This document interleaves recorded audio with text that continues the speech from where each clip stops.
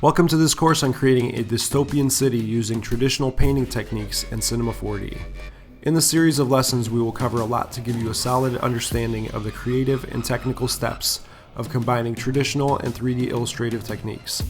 The topics that will be covered include an overview of the process used to create your own custom crafted brushstrokes using traditional painting methods, turning your painted brushstrokes into materials in Cinema 4D and applying them to 3D models, 3D modeling the elements that make up the dystopian city, such as parametric primitives, buildings, pyramids, wires, birds, and the use of MoGraph cloners.